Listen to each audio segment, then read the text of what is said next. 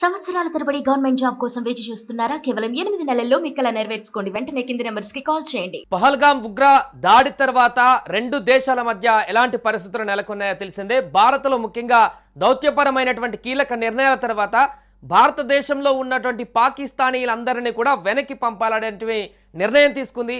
ఈ నేపథ్యంలో తాజాగా భారత్కు వచ్చినటువంటి పాకిస్తానీలందరినీ కూడా వెనక్కి పంపించేటువంటి ప్రక్రియలో సంచలన విషయాలు వెల్లడవుతున్నాయి. మన తెలుగు స్టేట్లో హైదరాబాద్లో కూడా తెలంగాణలో కూడా పాకిస్తాన్ నుంచి వచ్చినటువంటి సుమారుగా 230 మంది ఆ దేశం నుంచి వచ్చినటువంటి వారు ఉన్నారంటూ కూడా గుర్తించారు. ఈ నేపథ్యంలో వారు ఏ వీసా మీద ఉన్నారు, ఎంతకాలంగా ఉంటున్నారు, ఎప్పుడు మళ్ళీ వాళ్ళు రిటర్న్ పంపించాలనేటువంటి దానిపైన పోలీసులు ఆరా తీస్తున్నారు. ఈ నేపథ్యంలో ఒక వ్యక్తి ఎలాంటి వీసా లేకుండా అక్రమంగా హైదరాబాద్కి చొరబడ్డట్టుగా గుర్తించారు. దీంతో ఒక్కసారిగా ఆందోళన నెలకొంది. అతను ఏ ఉద్దేశంతో ఇక్కడికి రావడం జరిగింది, ఇంకా ఎంతమంది ఇలా అక్రమంగా వలస వచ్చినటువంటి వ్యక్తులు పాకిస్తాన్ నుంచి వచ్చిన వారు ఉన్నారనేటువంటి అంశం కూడా ఒకసారిగా వైరల్గా మారుతుంది. దీనికి సంబంధించి పూర్తి వివరాలు చూద్దాం. చార్మినార్ నుంచి మా ప్రతినిధి ప్రేమ్ లైవ్లో సిద్ధంగా ఉన్నారు. ప్రేమ్, పాత బస్తీ కేంద్రంగా పాకిస్తానీలకు చాలా మంది అక్కడికి వచ్చినట్టుగా తెలుస్తుంది. దాంట్లో లీగల్గా ఉన్న వాళ్ళందరైతే ఒక వ్యక్తి ఇల్లీగల్ గా నేపాల్ మీద నుంచి వచ్చి హైదరాబాద్ కి ఎవరికి తెలియకుండా వచ్చినటువంటి ఒక వ్యక్తి ఉన్నట్టుగా సమాచారం అందుతుంది. దీనికి సంబంధించిన అప్డేట్స్ ఏంటి? ఇప్పుడు ప్రస్తుతం మనం చూసుకుంటే ఈ పెహల్గామా దాడి జరిగిన దగ్గర నుంచి దాదాపు ఈ రోజు వరకు కూడా కేంద్ర ప్రభుత్వం హై అలర్ట్ ప్రకటించిన నేపథ్యంలో చాలా ప్రాంతాల్లో కూడా పోలీస్ బందోబస్తు విపరీతంగా ఏర్పాటు చేశారు. అదే దేశవ్యాప్తంగా కూడా ఒక 14 కేంద్రాలను, అంటే 14 రెడ్ జోన్ ప్రదేశాలుగా ప్రకటించారు. అక్కడ ఎలాంటి యాక్టివిటీస్ లేకుండా, అంటే ఎలాంటి ఉగ్రవాద చర్యలు లేకుండా కూడా ఏర్పాట్లు చేస్తున్నారు. అయితే ముఖ్యంగా నేపాల్ నుంచి చొరబాటుదారులు చాలా మంది, ఇప్పుడే కాదు మొదటి నుంచి కూడా ఇది ఉన్న సంస్కృతి. అంటే బంగ్లాదేశీయులు కావచ్చు, అదేవిధంగా పాకిస్తాన్ కు చెందిన చాలా మంది కూడా వాళ్ళను వలసదారులు అనాలా లేదంటే చొరబాటుదారులు అనాలా తెలియదు, మొత్తానికైతే ఇలా పెద్ద ఎత్తున ఇక్కడికి తరలి వస్తుంటారు. అంటే ఇక్కడ అఫీషియల్ గా మనం చూడొచ్చు, ఈ 14 జోన్లలో పోలీసులు ఆక్టోపస్ బృందాలను ఏర్పాటు చేసి ప్రత్యేకమైన కట్టుదిట్టమైన చర్యలు చేపడుతున్నారు. అయితే మనం ప్రస్తుతం చార్మినార్ దగ్గర ఉన్నాం. ఇక్కడ చూడొచ్చు లక్షలాది మంది, దాదాపు ఇలా ఆదివారం కావడంతో లక్షలాది మంది ఇక్కడ వ్యాపారాలు చేసుకుంటుంటారు. ఇక్కడ మొత్తం యాక్టివిటీస్ జరుగుతుంటే మరోవైపు పోలీస్ బందోబస్తు కూడా ఉంది. అయితే ఏదైతే మనం ఇప్పుడు చొరబాటుదారుల గురించి మాట్లాడుకుంటున్నామో, చొరబాటుదారులు చాలా మంది ఇక్కడ ఉంటారు. అయితే 230 మంది ఇప్పటికే తెలంగాణ ప్రభుత్వం ఇక్కడ పాకిస్తాన్ నుంచి వివిధ వలసలు, అంటే షార్ట్ టర్మ్ వలసలు వీసాలతోటి ఇక్కడ వచ్చిన వాళ్ళు చాలా మంది ఉంటారు. వాళ్ళ లెక్క 230గా ప్రభుత్వం అయితే తేల్చింది. వారందరినీ కూడా మంచిగానో చెడుగానో వారందరినీ దేశం విడిచి పంపించవచ్చు పాకిస్తాన్ కి. కానీ అక్రమంగా వలసదారులు కొంతమంది ఉంటారు. వాళ్ళు మనం అనుకుంటున్నాం, ఇప్పుడు ఏదైతే నేపాల్ అనుకుంటున్నామో, నేపాల్ నుంచి, భూటాన్ నుంచి, తదితర ప్రాంతాల నుంచి ఇండియాలోకి చెరబడతారు. వాళ్ళు ఇక్కడ చాలా మంది వివిధ రూపాలుగా వ్యాపారాలు చేస్తుంటారు. కొంతమంది భిక్షాటన చేస్తుంటారు, లేదంటే ఇక్కడున్న బంధువుల దగ్గర సెటిల్ అవుతుంటారు. వాళ్ళను పంపించడమే ఇప్పుడు ప్రధాన పెద్ద ప్రశ్నగా మారింది. వారిని పోలీసులు ఏ విధంగా బయటికి పంపిస్తారు అనేది మాత్రం మనం కొంత వేచి చూడాలి. అయితే మనతో పాటు చార్మినార్ లో మాట్లాడేందుకు కొంతమంది మనతో ఉన్నారు. పెహల్గామా దాడికి సంబంధించి మనం ఇప్పుడు జరుగుతున్న పరిణామాలు, పోలీస్ బందోబస్తు కావచ్చు, రాబోయే రోజుల్లో ప్రభుత్వాలు ఎలాంటి చర్యలు తీసుకుంటే బాగుంటుందనే దానిపైన మాట్లాడేందుకున్నారు.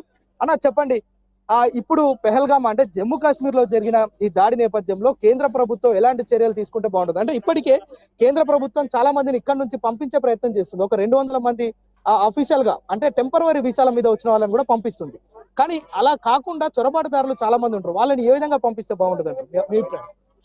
ముందుగా కాశ్మీర్ లో జరిగినటువంటి పహల్గాం తీవ్రవాద చర్య అయితే మాత్రం మనందరం భారతీయులుగా అందరం కూడా ఖండించాలి తీవ్రంగా. ఎందుకంటే ఇలాంటి ఘటనల వల్ల మన భారతదేశంలో మరి ఇలాంటి సంఘటనలు జరగడం వల్ల అల్లకొల్లోలం అనేది జరుగుతూ ఉంటుంది. దీనికి ఖచ్చితంగా ఎవరు ఏ విధంగా ముందు ఇలాంటి రాకుండా మన భారతదేశ ప్రభుత్వం తగిన చర్యలు తీసుకోవాలి. ఎందుకంటే మన భారతదేశం ఇక్కడ అందరికీ కూడా, అన్ని మతాలకి కూడా మన భారతదేశం అనేది ఎంతో మన విలువనిస్తుంది. సో అలాంటి దాంట్లో ఇలాంటి తీవ్రవాదులు వచ్చి ఇలాంటి మరి చాలా కిరాతకంగా మరి హతమార్చడం అనేది ఇది మేము తీవ్రంగా ఖండిస్తున్నాం. భారతీయులుగా వెంటనే భారత ప్రభుత్వం అయితే చర్యలు తీసుకోవాలి. యుద్ధ వాతావరణం వచ్చినా సరే మరి అవతల దేశంలో ఉన్నటువంటి వాళ్ళందరినీ కూడా తీవ్రంగా ఎదుర్కోవాలని మేమైతే మాత్రం ప్రజలందరం కూడా కోరుకుంటున్నాం. అంటే ఒక భారతీయులుగా మీరేం కోరుకుంటున్నారు? మేమైతే భారతీయులుగా ఇటువంటి తీవ్రమైన చర్యలు అనేది చాలా తప్పు. ఇది ఇలా చేయడం అనేది చాలా దారుణమైన తప్పు. కాబట్టి ఇప్పటికైనా సరే భారతదేశం ఎటువంటి చర్యలు తీసుకుంటుందో, ముఖ్యంగా టూరిజం ప్లేసుల్లో చాలా జాగ్రత్తలు వహించాలి, చాలా బందోబస్తునివ్వాలి. ఇలాంటి చర్యలు ముందు ముందు జరగకుండా మనకి సరైన చర్యలు తీసుకోవాలని నా మనవి. రైట్. అంటే సాయి మనం చూస్తున్నాం ఇక్కడ ఉన్న ప్రతి ఒక ప్రజలు వ్యక్తి కూడా ఇప్పటికే పర్యాటకులు పోలీసులు అదుపులోకి తీసుకున్నట్టు కూడా తెలుస్తుంది. ఎవరైతే వీసా ఎలాంటి నిబంధనలు లేకుండా వచ్చినటువంటి వ్యక్తి పాకిస్తాన్ లో ఏ కారణంతోనే అతను వచ్చాడు, పోలీసులు అదుపులోకి తీసుకున్నారా, తిరిగి వెనక్కి పంపిస్తారా, లేకుంటే చట్టపరమైనటువంటి చర్యలు తీసుకుంటారా? 100% వెనక్కి పంపించే ప్రయత్నమే చేస్తారు. ఎందుకంటే అక్రమంగా చొరబాటుకు గురైన వారు ఎవరైతే ఉన్నారో వారందరినీ కూడా పాకిస్తాన్ పంపించడం, మరోవైపు ఇండియన్స్ గా ఉన్న పాకిస్తాన్ ఇక్కడున్న ముస్లిమ్స్ వాళ్లకు ఎలాంటి హాని జరగకుండా చర్యలు తీసుకునే ప్రయత్నం కూడా చేస్తున్నారు. మరోవైపు చూస్తే దాదాపు 230 మంది, అంటే అఫీషియల్ గానే మనకి ఈ రోజు పోలీస్ శాఖ తెలంగాణ డీజీపీ 230 మంది పాకిస్తాన్ నుంచి వివిధ వీసాలు తీసుకొని లోపలికి ఎంటర్ అయ్యారన్నారు. వారందరినీ కూడా పంపిస్తారు. వాళ్ళ వల్ల ఎలాంటి ప్రాబ్లం ఉండదు. ఎందుకంటే ఒక రోజు ముందో వెనకనో, అంటే ఈ రోజు 27వ తేదీ ఈ రోజుకి కొంతమందిని పంపించే ప్రయత్నం చేస్తున్నారు. ఆరోగ్య సమస్యల నుంచి వచ్చిన వారు, ఆరోగ్య సమస్యలుండి ఎవరైతే ఇండియాకు వచ్చారో వారికి 29 వరకు గడువు ఇచ్చారు. అయితే 29 వరకు వారందరూ కూడా ఇక్కడ నుంచి దేశం విడిచిపెట్టి వెళ్ళాలి. అయితే అక్రమంగా చొరబాటుకు గురైన వారు, అక్రమంగా వచ్చిన వాళ్ళను ఏ విధంగా పంపిస్తారంటే, ఇప్పటికే నేపాల్ నుంచి మన భారత్ లోకి ఎంటర్ అయిన ఒక వ్యక్తిని పట్టుకున్నామని చెప్పి పోలీసులు కూడా చెప్తున్నారు. అయితే అధికారికంగా ధృవీకరించాల్సి ఉంది. అది అధికారికంగా ధృవీకరిస్తే మనకు అంటే అతన్ని ఎలా పంపిస్తారా, లేదంటే శాఖపరమైన చర్యలు తీసుకుంటారా, లేదంటే అతను ఏదైనా ఉగ్రవాద చర్యల కోసం వచ్చాడా అనేది మాత్రం విచారణ తేలుతుంది. అయితే మొత్తానికి ఈ యొక్క ఉగ్రవాద చర్యలను తిప్పుకొట్టేందుకు, అదేవిధంగా పాక్ ను మొత్తం కట్టడి చేసేందుకు, అష్టదిగ్బంధనం చేసేందుకు ఓవైపు కేంద్ర ప్రభుత్వం కావచ్చు, భారత ఆర్మీ కూడా అన్ని విధాలుగా సంసిద్ధంగా ఉంది. మొత్తానికి ప్రజలకు ఎలాంటి ఇబ్బందులు లేకుండా, అంటే ఇప్పుడే మనం చూస్తున్నాం ఏదైతే పాకిస్తాన్ బార్డర్ లో ఉన్న మన భారత్ లో ఉన్న సరిహద్దు ప్రాంతాలు ఉన్నాయో అక్కడ రైతులను ప్రభుత్వం హెచ్చరించిన పరిస్థితి. ఎవరైతే వ్యవసాయం చేసుకునేందుకు ఆ బార్డర్ ప్రాంతాలకు వెళ్తారో వారెవ్వరు కూడా వ్యవసాయ పనులకు వెళ్ళవద్దని కూడా చెప్పి ఆదేశాలు ఇవ్వటం, మరోవైపు ఎక్కడికక్కడ కుంబింగ్ కేంద్రాలు ఏర్పాటు చేయడం, అంటే ఏ క్షణాన ఏం జరుగుతుందో అనే ఒక ఉత్కంఠ భారత్ పాక్ సరిహద్దుల్లో జరుగుతుంది. అయితే మనం హైదరాబాద్ కు సంబంధించిన విషయం చూస్తే మనం ప్రస్తుతం చార్మినార్ దగ్గర ఉన్నాం. మనం చూడొచ్చు విజువల్స్ లో అన్ని రకాల ప్రజలు ఉన్నారు. ఇక్కడ ముస్లిమ్స్ ఉన్నారు, హిందూస్ ఉన్నారు, క్రిస్టియన్స్ ఉన్నారు, ఇతర దేశాలకు సంబంధించిన టూరిస్టులు కూడా ఇక్కడ ఉంటారు. నిత్యం ఈ యొక్క చార్మినార్ ని చూసేందుకు